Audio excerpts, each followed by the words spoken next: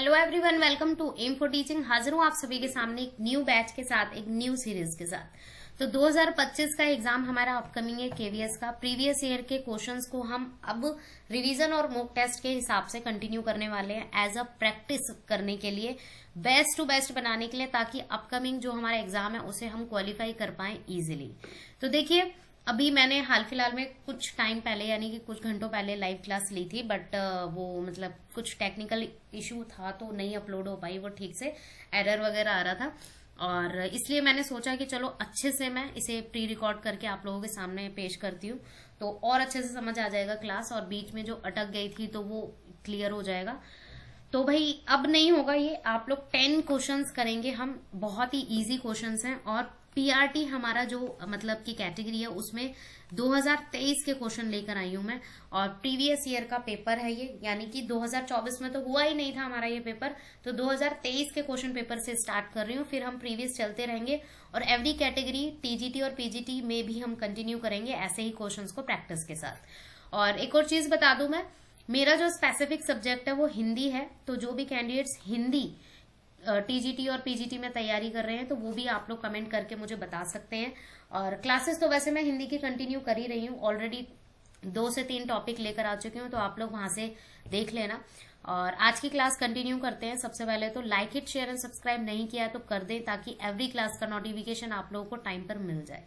तो स्टार्ट करेंगे। तो देखिए, अभी ऑलरेडी मैंने बता दिया है कि पीआरटी 2023 का पेपर है ये, ठीक है। और 2023 के हिसाब से हमारा हिंदी में कम से कम 4 से 5 क्वेश्चन पेपर है, तो उनको हम ऐसे कंटिन्यू करेंगे लाइव क्लास के थ्रू भी, और रिकॉर्डिंग करके भी मैं आप लोगों को डिस्कस करूंगी, ताकि एक एक क्वेश्चन समझ आ जाए। और हालांकि इसमें आप लोगों को सबसे इंपॉर्टेंट चीज की हिंट के तौर पर आप लोगों को ये चीज पता चल जाएगी कि कौन से टॉपिक आप लोगों को सबसे ज्यादा करने हैं हिंदी में। हिंदी में आप लोगों के 10 मार्क्स कहीं नहीं गए अगर आप लोग अच्छे से प्रैक्टिस कर लेते हैं तो सबसे पहले तो फर्स्ट टू 10 क्वेश्चन तो हमारे इंग्लिश के आएंगे, जो नॉर्मली उसमें भी एक छोटा सा पैसेज हो सकता है या ग्रामेटिकल क्वेश्चन हो सकते हैं। और फिर उसके बाद 11 से 20 क्वेश्चन आप लोगों के हिंदी के रहेंगे, जिसमें गद्यांश भी आप लोगों का इंक्लूड है, और कोई पोएट्री भी आ सकती है, और साथ के साथ जो ग्रामर वाले क्वेश्चन है वो भी आएंगे। तो देखते हैं, सबसे पहले इस गद्यांश को करेंगे, और ये 5 क्वेश्चंस रहेंगे आप लोगों के गद्यांश के। ज्यादा बड़ा कोई पैसेज नहीं आएगा, 3 ही लाइन का है ये। तो चलिए स्टार्ट करते हैं। स्त्रियों की समस्याएं बहुत सी हैं और गंभीर हैं, ठीक है। तो नॉर्मली पता चल गया, यहाँ पर वुमेन से रिलेटेड बात की गई है, लेकिन उनमें एक भी ऐसी नहीं है जो जादू भरे शब्द शिक्षा से हल ना की जा सकती हो। पहले अपनी स्त्रियों को शिक्षा दो, उन्हें उनकी स्थिति पर छोड़ दो, तब वे तुम्हें बताएंगे कि उनके लिए क्या सुधार आवश्यक है। हमें नारियों को उस स्थिति में पहुंचा देना चाहिए जहां वे अपनी समस्याओं को अपने ढंग से सुलझा सकें। तो मतलब पूरा पैसेज इस बात से बिल्कुल कनेक्ट है कि भाई स्त्रियों यानी कि वुमेन से रिलेटेड बात की गई है कि वुमेन्स को, स्त्रियों को शिक्षा देनी चाहिए। और अगर शिक्षा दे देंगे हम उन्हें प्रॉपर तरीके से, चाहे गांव की लड़कियां हों चाहे शहर की हों, अगर उन्हें पढ़ाएंगे हम बचपन से ही, अच्छी शिक्षा देंगे, तो उनसे क्या होगा कि वो अपने आप अपनी रिस्पॉन्सिबिलिटीज खुद ले सकती हैं, अपनी समस्याओं को खुद हल कर सकती है, सुलझा सकती है। तो उस हिसाब से हमें इन 5 क्वेश्चंस को करना है। तो पहला क्वेश्चन है, गद्यांश में किन की समस्याओं का उल्लेख किया गया है? बालकों की, पुरुषों की, स्त्रियों की या जन समूह की? तो बिल्कुल इजी क्वेश्चन है ये। तो थर्ड ऑप्शन हमारा यहाँ पर करेक्ट आंसर हो जाएगा। स्त्रियों की समस्याओं के बारे में इस पैराग्राफ में कहा गया है। नेक्स्ट है क्वेश्चन, शिक्षा को जादू भरा क्यों कहा गया है? तो इसके 4 ऑप्शन है, देखते हैं। शिक्षा वाले व्यक्ति जादूगर होते हैं इसलिए, शिक्षा से समस्याएं सदैव के लिए खत्म हो जाती हैं इसलिए, शिक्षा अति शीघ्र समाप्त मतलब समस्याएं समाप्त कर देती है इसलिए, या शिक्षा समस्याएं सुलझा सकती है इसलिए। हालांकि ये चारों के चारों ऑप्शन एक दूसरे से थोड़े थोड़े कनेक्ट है, मतलब एक जैसे ही लग रहे होंगे, बट इस पैसेज के हिसाब से करेक्ट आंसर क्या होना चाहिए? तो इस पैसेज के हिसाब से जो हमारा सही आंसर है वो 4th ऑप्शन होगा, कि जो शिक्षा है वो समस्याएं सुलझा सकती है। चाहे वो लड़का हो, चाहे लड़की हो, चाहे मैन हो, चाहे वुमेन हो, हर किसी को पढ़ना चाहिए आज के टाइम पे, आज की जनरेशन में। तो वो क्या कर सकती हैं कि किसी भी प्रॉब्लम का सोल्यूशन इजीली शिक्षा के हिसाब से निकल सकता है। तो सही आंसर हमारा इसका 4th ऑप्शन होगा, बिल्कुल करेक्ट। नेक्स्ट है हमारे सामने क्वेश्चन, गद्यांश के अनुसार स्त्रियों में इतनी सामर्थ्य है कि वे अपनी समस्याएं स्वयं सुलझा सकती हैं, पुरुष समाज को पीछे धकेल सकती हैं, स्वयं ही अपनी जाति को शिक्षित कर लेंगी, या समाज सुधार पर वक्तव्य दे सकती हैं। तो बिल्कुल सही, पैसेज के हिसाब से ही बताना है, तो करेक्ट आंसर हमारा फर्स्ट ऑप्शन है, अपनी समस्याएं वो स्वयं सुलझा सकती हैं। ठीक है, क्योंकि ये चीज इन्होंने मेंशन की गई है, बिल्कुल लास्ट वाली लाइन में इस चीज को अच्छे से कहा गया है, तो पैसेज के हिसाब से ही आप लोगों को आंसर देना है, तो करेक्ट आंसर फर्स्ट ऑप्शन है। नेक्स्ट है हमारे सामने क्वेश्चन, स्त्रियां स्वयं अपने सुधार का दायित्व वहन कर सकती हैं। यह कथन पूर्णतः सटीक है, पूर्णतः असंगत है, आंशिक रूप से विचारणीय है या आंशिक रूप से संगत है। तो नॉर्मली ये स्टेटमेंट दी गई है कि जो अपनी जो स्त्रियां हैं अगर उन्हें शिक्षा मतलब की प्रदान की जा रही है तो वो अपना दायित्व या अपनी रिस्पॉन्सिबिलिटी वो खुद ले सकती हैं, खुद अपनी चीजों को संभाल सकती हैं इजीली। तो ये पूर्णतः सटीक है, मतलब बिल्कुल 100% सही है, ये 100% गलत है, या एक तरीके से विचारणीय है, या इसके ऊपर विचार विमर्श किया जाना चाहिए, या एक तरीके से थोड़ा थोड़ा सही है, थोड़ा थोड़ा गलत है।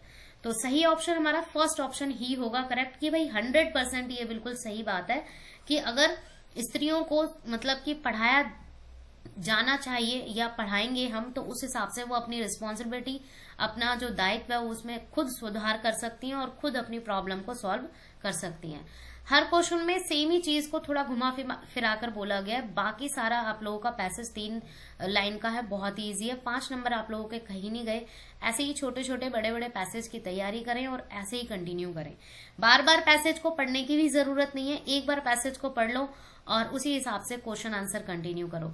एक क्लास में जरूर लेकर आऊंगी। एक कैंडिडेट ने मुझसे क्वेश्चन पूछा था कि इंग्लिश हो चाहे हिंदी हो उसमें पैसेज कैसे करना चाहिए, तो उसके कुछ टिप्स हैं, तो वो मैं आप लोगों को बताऊंगी। बहुत इजीली आप लोगों का 10 मिनट का पैसेज ना 5 मिनट या 3 मिनट में ही सॉल्व हो जाएगा उस ट्रिक से। तो वो अपकमिंग क्लास लेकर आऊंगी, तो देखना जरूर।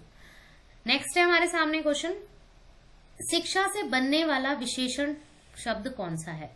तो सबसे पहले तो विशेषण पता होना चाहिए आप लोगों को कि जो शब्द संज्ञा या सर्वनाम की विशेषता बताते हो, संज्ञा या सर्वनाम की विशेषता बताते हो। नॉर्मली विशेषता क्या होता है कि किसी की स्पेशलिटी बता रहे हैं, कि भाई उसके अंदर एक गुण बता रहे हैं, तो वो चीज हमारी आ जाएगी विशेषण में। ठीक है, चाहे वो संज्ञा हो चाहे सर्वनाम हो, याद रखेंगे दोनों चीजों की होनी चाहिए, किसी अदर की नहीं होगी। ठीक है, तो शिक्षा से बनने वाला विशेषण शब्द शिक्षा क्रम है, शिक्षित है, सीखना है या सिखाना है। तो करेक्ट आंसर हमारा सेकंड ऑप्शन है, शिक्षा से बनने वाला विशेषण शिक्षित है, करेक्ट आंसर। ठीक है, तो ये 5 क्वेश्चन 5 नंबर आप लोगों के कहीं नहीं गए, बहुत इजी पैराग्राफ आने वाला है। नेक्स्ट है हमारे सामने क्वेश्चन। अब आ जाते हैं ग्रामर का पोर्शन। तो देखिए तत्सम और तद्भव का टॉपिक भी यहाँ पर देखिए दिया गया है, तो इसका मतलब ये टॉपिक भी करना है आप लोगों को। तो इस क्वेश्चन के हिसाब से बताना है कि तत्सम शब्द का उदाहरण कौन सा है इन चारों में से। शीर है, खीर है, गोबर है या काम है।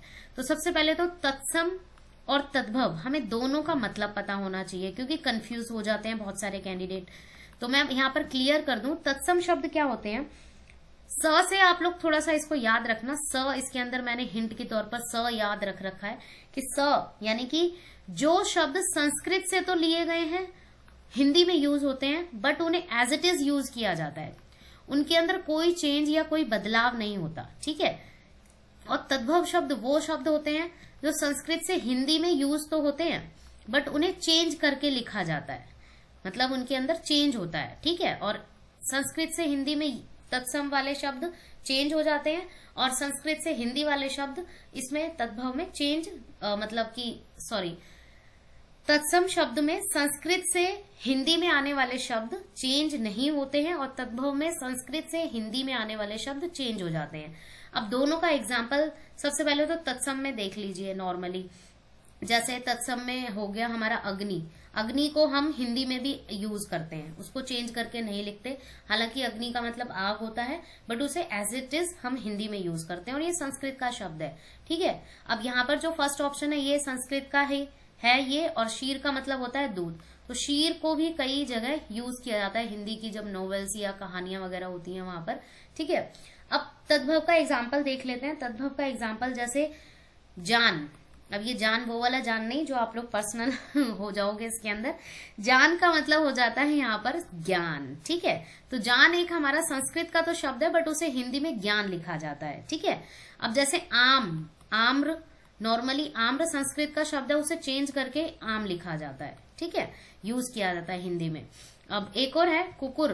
कुकुर तो आप लोगों को पता ही होगा, और कुकुर कुत्ता, जिसे मतलब संस्कृत का शब्द है और हिंदी में उसे कुत्ता लिखा जाता है, ठीक है। तो ये कुछ एग्जाम्पल थे जो दोनों में आप लोगों को क्लियर हो गया होगा, ठीक है। तो इसका इस क्वेश्चन के हिसाब से सही आंसर हमारा शीर है, जो तत्सम का उदाहरण है। नेक्स्ट है हमारे सामने क्वेश्चन, पक्षी का पर्यायवाची शब्द नहीं है। तो देखिए नेगेटिव वे में पूछा गया है इसे। आप लोग कई बार ऐसा होता है कि हम जल्दी जल्दी पढ़ते हैं, जल्दी जल्दी करने के चक्कर में, और हम पॉजिटिव वे में इसको पढ़ लेते हैं और आंसर उसी हिसाब से दे देते हैं। तो ऐसा नहीं करना। तो यहाँ पर नहीं है पूछा है, तो मतलब 3 ऑप्शन तो ऐसे हैं जो पक्षी के पर्यायवाची शब्द हैं। तो खग भी होता है भाई, द्विज भी होता है, विहंगम भी होता है, बस एक 4th ऑप्शन नहीं होता, यानी कि उदक नहीं होता। क्योंकि उदक का मतलब क्या होता है? जल। जल कह सकते हैं आप लोग, पानी कह सकते हैं, नीर कह सकते हैं, कुछ भी कह सकते हैं। और एक और इसका अर्थ हो जाता है उत्तर दिशा, मतलब डायरेक्शन के हिसाब से उत्तर दिशा भी आ जाती है। तो ये उदक का मीनिंग होता है एक्चुअल में, ठीक है। अब आप लोगों को एक होमवर्क दे रही हूं जो आप लोगों को कमेंट में बताना है, और याद रखना कि क्या आंसर होगा इसका। तो वारिद का पर्यायवाची शब्द बताएंगे आप लोग। वारिद का पर्यायवाची शब्द क्या होता है, ठीक है। तो देखते हैं कितने कितने कैंडिडेट्स आंसर देते हैं, और नेक्स्ट क्लास में उन सभी कैंडिडेट का मैं नाम बताऊंगी कि किस किसने सही दिया आंसर, किसने नहीं, ठीक है। नेक्स्ट क्वेश्चन है, इन चारों ऑप्शन में से समूह में से जो भिन्न है, मतलब इन चारों में से जो भिन्न है, जो अलग है, सबसे अलग हटकर है ऑप्शन, वो चूज करना है। तो देखिए तैरना, हंसना, सोना और बच्चे। तो तैरना हमारा एक क्रिया है, मतलब एक काम हो रहा है यहाँ पर। हंसना भी एक क्रिया है और सोना भी एक क्रिया है, तीनों की तीनों हमारी क्रियाएं हैं। तो उसके हिसाब से जो बच्चे हैं वो हमारा एक क्रिया नहीं है, ये संज्ञा है, संज्ञा शब्द है। और क्रिया नॉर्मली पता है, क्रिया मतलब जैसे काम या कोई भी एक्शन, जैसे इंग्लिश में कहेंगे हम, ठीक है, वर्ब। तो वो चीज हमारा आ जाएगा यहाँ पर। जो भिन्न है, बिल्कुल अलग है, हटकर है, वो है हमारा 4th ऑप्शन बच्चे, ठीक है, जो हमारा संज्ञा में आता है। नेक्स्ट है हमारे सामने क्वेश्चन, और ये बहुत थोड़ा सा, इसमें मैं 2 से 3 मिनट लूंगी क्योंकि ये थोड़ा सा अच्छा क्वेश्चन है। और संधि वाला टॉपिक तो मैं करवाऊंगी क्योंकि बहुत इजी संधि वाला टॉपिक आने वाला है अपकमिंग क्लासेस में भी, याद रखना। और संधि का भी कहीं ना कहीं DSSS में, KVS में, और कहीं ना कहीं आप लोगों को एवरी टीचिंग एग्जाम में जरूर मिलेगा। इसका टॉपिक बहुत बड़ा है, कम से कम 2 से 3 क्लास में ये खत्म होगा क्योंकि इसके पार्ट्स बहुत बड़े हैं, और पार्ट्स के साथ साथ इनके रूल कैसे याद करने होते हैं वो सबसे ज्यादा डिफिकल्ट हो जाएगा। तो इस क्वेश्चन के हिसाब से देखिए, देव प्लस इंद्र की संधि से बनने वाला शब्द कौन सा होगा? तो बिल्कुल करेक्ट है, क्योंकि ये हम बचपन से ही पढ़ते आ रहे हैं ऐसे शब्द। तो सही आंसर हमारा फर्स्ट ऑप्शन होगा देवेंद्र। तो सबसे पहले मैं बता दूं, देवेंद्र में जो संधि है वो गुण संधि है, ठीक है। और गुण संधि के बहुत सारे नियम होते हैं, पर यहाँ पर जो मेन नियम है, 3 नियम मैं यहाँ पर बताऊंगी आप लोगों को। अगर सबसे पहले तो कैसे फाइंड करेंगे वो मैं बता देती हूँ। देखिए व का जब हम वर्ण विच्छेद करेंगे तो यहाँ पर अ की साउंड आएगी, और यहाँ पर ई तो हमारा है ही, ठीक है।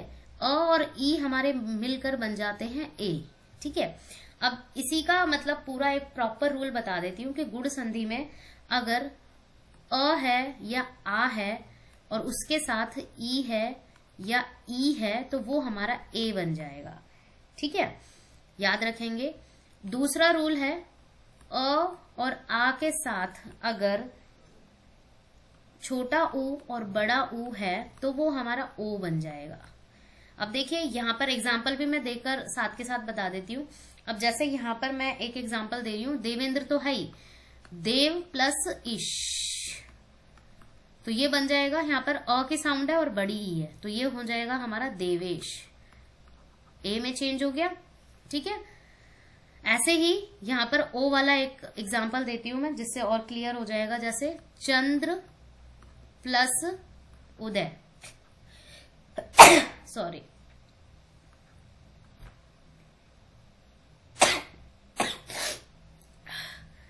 जैसे अब द्र है, द्र में अ की साउंड है प्लस ऊ लगा हुआ है यहाँ पर, तो ये हो जाएगा हमारा चंद्रोदय, मतलब ओ में चेंज हो जाएगा, चंद्रोदय, ठीक है। 1 मिनट, हाँ, चंद्रोदय। अब लास्ट जो है हमारा फॉर्मूला, मतलब नियम है जो, जैसे अ है और आ है और उसके साथ मतलब अ या आ में से कोई भी है और उसके साथ री से ऋषि जोड़ा गया है, तो वो हमारा किसमें चेंज हो जाएगा, अर में चेंज हो जाएगा। किसमें चेंज हो जाएगा, अर में। तो इसका भी एग्जाम्पल है, जैसे महा प्लस ऋषि, ठीक है, तो ये हो जाएगा हमारा महर्षि, ठीक है, इस तरीके से। तो ये एग्जाम्पल है, तीनों नोट कर लेना अगर आप लोगों को चाहिए तो, बहुत इजी है। क्लास को आप देखोगे ना, एक दो बार ही देखोगे तो इजीली आप लोगों को ये गुण संधि के नियम भी याद हो जाएंगे, याद करने की जरूरत ही नहीं पड़ेगी आप लोगों को, ठीक है। तो ये फर्स्ट ऑप्शन यहाँ पर सही था इस क्वेश्चन के हिसाब से। नेक्स्ट क्वेश्चन है, मोहन ने सोहन को गुब्बारे दिए, तो वाक्य में रेखांकित अंश में कारक बताना है। को, सोहन को, तो पूरा की पूरा यहाँ पर इन्होंने अंडरलाइन किया हुआ है कि को। तो देखिए, सबसे पहले तो कारक की परिभाषा आप लोगों को पता होनी चाहिए कि संज्ञा या सर्वनाम का वह रूप जो वाक्य के अन्य शब्दों खासकर क्रिया से मतलब थोड़ा सा अपना संबंध बनाते हैं, एक तरीके से संबंध प्रकट करते हैं या कोरिलेट करते हैं, एक दूसरे से जुड़ते हैं। जैसे का, के, की, सा, से, सी, मतलब जुड़ाव या कनेक्शन जिसे कह सकते हैं आप लोग, तो वो चीज आती है इसके अंदर। तो यहाँ पर देखिए, तो यहाँ पर सोहन को, अगर आप लोगों ने वो जो टेबल होती है जिसमें 8 कारक जो हमारे भेद होते हैं कारक के, वो अगर पढ़ी हुई है तो उसके हिसाब से तो आप लोग इजीली बता देंगे, क्योंकि कर्ता ने कर्म को। तो सही आंसर यहाँ पर हमारा क्या आ जाएगा, फर्स्ट ऑप्शन, कर्म को। कर्म का जो मतलब कि विभक्ति चिन्ह होता है वो को होता है। तो नॉर्मली अगर मैं बताऊं तो कर्ता ने कर्म को तो लिख ही दिया है, और फिर है हमारा करण से आता है थर्ड नंबर पर, ये सेकंड नंबर पर आता है, ये हमारा फर्स्ट नंबर पर आता है, और थर्ड नंबर पर आता है करण से। कर्ता ने कर्म, कर्ता हमारा फर्स्ट है, कर्ता ने कर्म को करण से। फोर्थ आ जाएगा हमारा संप्रदान, संप्रदान हमारा यहाँ पर लिखा हुआ है ऑलरेडी, तो संप्रदान को मैं यहीं पर करती हूँ, तो ये हमारा हो जाएगा फोर्थ नंबर पर। कर्ता ने कर्म को करण से या द्वारा, से और द्वारा दोनों आएगा। जैसे मेरे द्वारा उसने अपना मतलब कि एग्जाम पास किया, इस तरीके से आप कनेक्ट कर सकते हैं एक एग्जाम्पल के तौर पर। संप्रदान के लिए भी होता है, संप्रदान के अंदर विभक्ति चिन्ह या को होता है, ठीक है। और फिर फिफ्थ नंबर पर आ जाएगा हमारा आपादान। आपादान में आ जाएगा आप लोगों का से, आपादान में आ जाएगा से, मतलब कि अलग होना, अलग होना। ये चीज मैं इसलिए बता रही हूं से, क्योंकि ऑलरेडी आ चुका है। जैसे करण में आ चुका है से, तो वो अलग है, उसका एग्जाम्पल अलग है। और यहाँ पर आपादान में यहाँ पर से है, वो अलग होना है। जैसे वृक्षों से पत्ते टूटकर गिर रहे हैं, ठीक है, या गिर रहे हैं नॉर्मली, तो अलग होने पर से आएगा यहाँ पर, तो वो आपादान वाला है, ठीक है। फिर आ जाएगा आपादान के बाद हमारा 6th नंबर पर संबंध या संबोधन, कुछ भी क्या, संबंध ही आता है नॉर्मली, का, के, की, ठीक है। 7th नंबर पर आ जाएगा हमारा अधिकरण, जो यहाँ पर लिखा हुआ है ऑलरेडी। 7th नंबर पर आ जाएगा हमारा अधिकरण, जिसका विभक्ति चिन्ह होता है में और पर, ठीक है। और लास्ट होता है हमारा संबोधन, 8th नंबर पर आता है संबोधन, और इसके जो विभक्ति चिन्ह हो जाएगा हे अरे। हे अरे जो एक्सक्लेमेशन मार्क, विस्मय आदि बोधक जिसे कहते हैं, वो लगकर बनता है कि अरे ये क्या हो गया, हे राम, इस तरीके से। तो संबोधन तो बहुत इजी होता है, बट ये पूरी जो टेबल है ना, ये कारक की विभक्ति चिन्हों की, ये बहुत इजी है। इसीलिए तुम एक बार ऐसे टेबल की तरह, जैसे 2 1 2 2 2 4 इस तरीके से लर्न करोगे ना, बहुत इजी तरीके से याद हो जाएगी। कर्ता ने कर्म को करण से द्वारा, ठीक है, और संप्रदान के लिए या को, फिर आपादान से अलग होना, ठीक है, और फिर संबंध काके की, फिर आपाद मतलब अधिकरण में, पर संबोधन हे अरे। तो ये टेबल बहुत इजी है, आप इजीली लर्न कर सकते हो। और ये हमारा लास्ट क्वेश्चन था इस क्लास का, और होप सो आप लोगों को क्लास अच्छी लगी हो। सो बताना आप लोग। लाइव क्लास का देखो थोड़ा कंफर्म नहीं हो पा रहा है, क्योंकि टाइम फिक्स नहीं कर पा रही हूँ, क्योंकि बच्चा है मेरा, मतलब बेटा है, और उसका थोड़ा टाइम रूटीन, अभी वो 2 साल का है, तो बहुत सारी चीजें हैं देखनी पड़ती हैं। और लाइव क्लास के टाइम पर मैं ये भी नहीं चाहती कि इधर उधर से शोर आ रहा है या कुछ। और अभी फिलहाल मैं अकेले मतलब यहीं पर रहती हूँ, तो उस हिसाब से उसको थोड़ा सा मतलब मुझे मतलब कहीं ना कहीं बिजी करने के बाद या सुलाने के बाद ही मैं लाइव क्लास का टाइम फिक्स किया था। पहले तो मैंने 4 PM किया था, बट आज मैंने सोचा कि चलो जल्दी फ्री हो गई हूँ तो मैं ले लेती हूँ इस टाइम पर नेटवर्क इशू हो गया, पता नहीं किस्मत का नहीं पता मुझे अभी किस्मत कहूँ, बट कोशिश मैं पूरी कर रही हूँ। आप लोग like and share and subscribe जरूर कर देना, ताकि मोटिवेशनल फीडबैक आप लोगों से ही मिलता है मुझे, और ऐसे ही क्लासेस लेकर आती रहूँ मैं। Keep learning. Thanks for watching.